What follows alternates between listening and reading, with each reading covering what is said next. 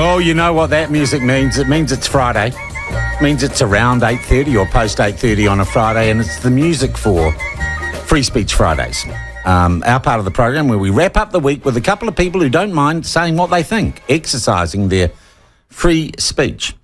And back after an absence while he tried to become a National Party candidate is Wellington publican, the man with the most at the backbencher, Alistair Boyce. Boyce, lovely to have you with us, my friend. You must be. How are you coping with the disappointment?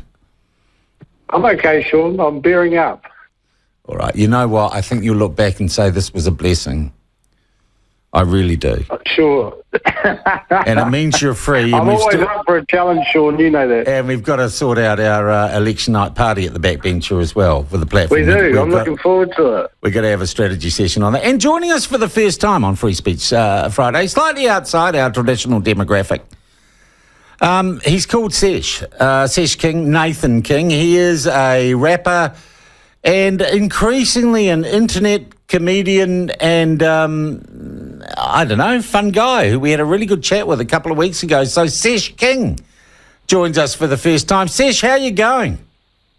Yeah, I'm good, mate. How you going, Sean? All right. I'm keeping out of trouble. Are you? Yeah, I'm trying to. Did you watch that fight last night with Miyamoto? No, I did not. I was busy making more content for the people.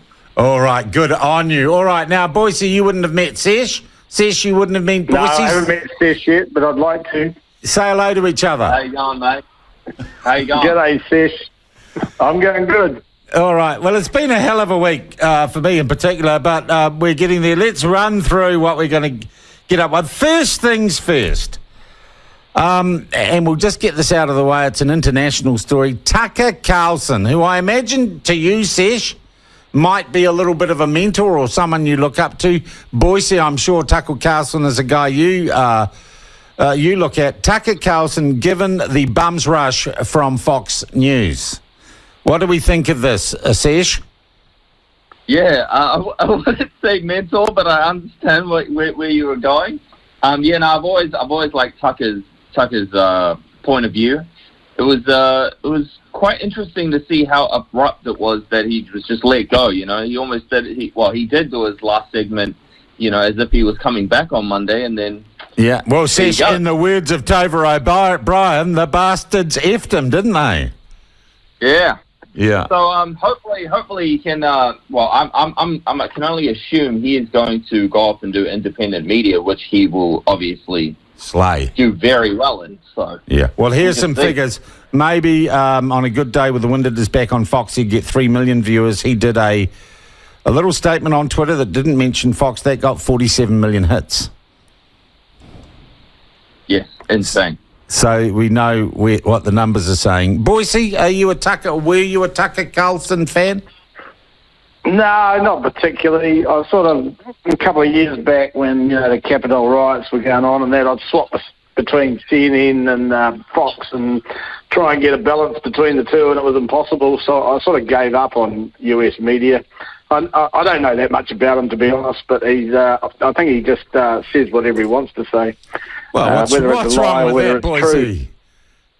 Well, nothing. We do it as well, but yeah, he's pretty out there, I suppose, over there, and he's got a huge following, so good on him. Yeah, well, guys, if you can do anything online to encourage him down here, I sent him a DM on Twitter saying, because I note that he's a fly fisherman, and I said, why not have a break, come down, we'll fish the Tongariro together. I'm kind of upset, Sesh, I haven't heard back from him. Yeah, no, just give it a couple of days, mate. I'm sure he'll text you back. All right. Okay, so we've got the overseas news out of the way. Look, the other big thing this week, Anzac Day on Tuesday, and I said on the program, to me, it's one of the most sacred days in the New Zealand calendar. I put it right up there with Waitangi Day, and above Christmas, and above New Year, and above Easter for me. How do you guys feel? Sesh, how do you feel about Anzac Day? Yeah, I'm a bit of a young'un, mate, so, you know, it's probably not as the same as it is for you, but it is still a very important day. Both my grandparents were in the war, so, you know, it has that part of me. Okay, well, where did they serve, Sesh? In the Maori Battalion. I don't know which one, but they definitely were in there. Well, there was only one Maori Battalion, World War II. Well, there you go. See, that's how. Well, Sesh, can I just suggest to you, mate, that's a hell of a... The Maori Battalion was the most elite shock force of troops in the Second World War. Even the Germans said, geez, they are something else in terms of warriors. I think that's a pretty proud... you should be really proud of those ancestors, Sesh. I am. Yeah. I am. Very proud. Yeah. Boyce, what did you do for Anzac Day? Well, I raced over the hill to Featherston for their Anzac service, and then had a couple at the RSA to market, and then didn't do a lot for the rest of the day. But I agree with you, Sean. It's up there with the most important. If we're going to have all these public holidays, at least we can do something of some utmost importance and acknowledge people who have died and sacrificed their lives for our country. Yeah. Hey, Sesh, can I ask you, compare Waitangi Day with Anzac Day. Which are you more into? I would say Anzac Day. Wow, that's saying something. All right. And you're not really a young un. And the thing is that, boy, you have got more reason, given, your ancestry than anyone else to kind of be into it. All right, Anzac Day done. Tucker Carlson done. Big change this week or last weekend. Chris Hipkins says, look, we've finally got those Australians. We've got them where they want them. They're going to take all our nurses, a new road to residency in Australia. And even our kind of half-baked, cooked mainstream media said, whoa, hang on, is this necessarily a good thing? Everyone's going to bugger off to Aussie. Boyce, do you reckon they will? And do you reckon the Australians have played us like a didgeridoo, done us like dingoes? Yeah, I think they have. Chippy was like the proverbial rabbit in the headlights, and it was sort of dawning on him as the process was unfolding. Oh, maybe this wasn't such a good idea. Maybe we should have opened up our borders earlier and actually opened ourselves up to the world again and participated fully, just like the Australians are now. But the Aussies, as usual, are one step ahead of us, quite prepared to take the cream of the crop and leave us in the hermit kingdom. Yeah.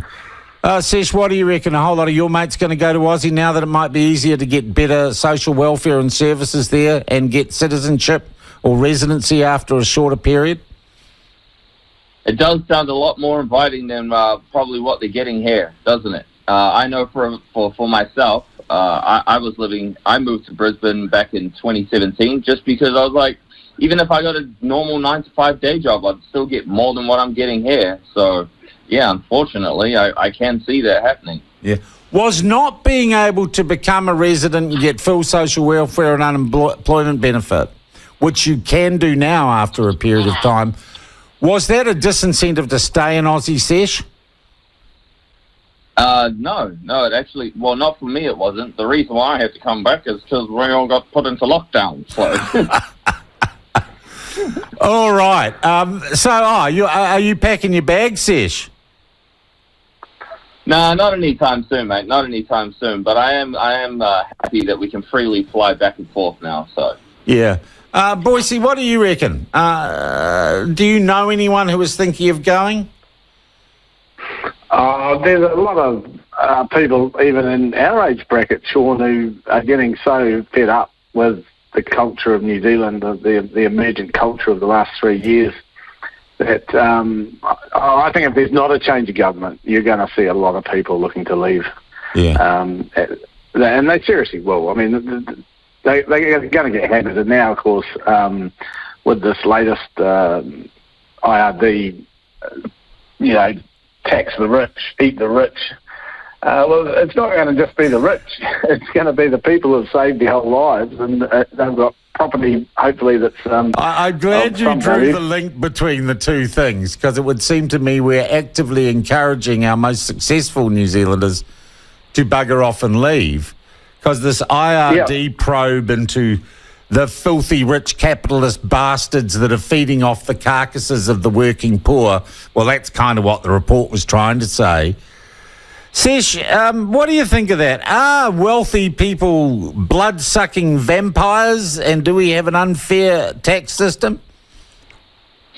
Well, I kind of did a piece on this last night. My thoughts really were summing it up to, so if we tax them more, and when we take more money off them, does it make it less tax for everybody else down here in the lower class? Does it actually change anything? I put the discussion up of, because if it doesn't, then I feel like this is just a waste of time, and we're just talking about wealthy people for no reason. Like, if it's not significantly going to change anything, then what does it really matter if they pay more or less or anything? I personally think, obviously, everything should just be fair, no matter how much money you're getting or what stature you're on. But, yeah, those are my thoughts, man. Yeah, that maybe it's just an eat the rich kind of propaganda exercise. Alistair, you're noticing that Sesh actually, for the younger generation, has some quite sensible ideas and instincts. Yeah, I'm all about it, Sesh. I like it. Yeah, well, Sesh, I think a lot of people are saying exactly that. What sort of feedback have you had to that post? I'll be honest, mate. I woke up about 10 minutes before this interview and I'm about to check after this. Full points for bloody honesty on that. But I do think, like, Chippy's kind of sending it. Well, the whole government's sending this message. And it's like, well, maybe people aren't going to vote for us again. Let's just get them to vote against rich people. I mean, is there anything wrong? And we wouldn't know, Boyce, and we'll never know. But Sesh might be successful one day in his life. Is there anything wrong with being wildly wealthy in a capitalist society, Boyce? No, look, I've never been rich enough to understand or earned enough money to understand flat tax. I think we've got a pretty fair taxation system. It's got to be progressive for everyone to buy into it. But if it's a sign of your success and you've done it honestly and you've done it through your own hard work, then you deserve what you get. You've got to have a society of hope and aspiration. And if you work hard and get ahead, you should enjoy the fruits of your labour. Yeah, but it makes other people, doesn't it, Sesh? It makes other people resent you and get jealous, doesn't it? That's fundamentally the human instinct going on here. Yeah, well, those are just people that don't work hard enough, boss. We can't save everybody, but I totally agree with what the bro was just saying there, 100%. So long as you what you're doing is hardworking, it's not harming anybody, it's not illegal, and you've figured out a way to bring wealth to yourself and your family and provide and all that kind of stuff, then why not reap the benefits of that, Because other people want your stuff, Sesh. Yeah, but how is that going to help them? Yeah. Oh, they just take your stuff, and that's, I suppose, what the left wing of politics and the Green Party are all about. We want your stuff. Even if you work hard for it, we want your stuff. Guys, we're going to have a promo break, and then we're going to come back and get into something that I hope you're brave enough to talk about, the whole transgender crazy thing that is going on here and around the world. Let's have a quick break.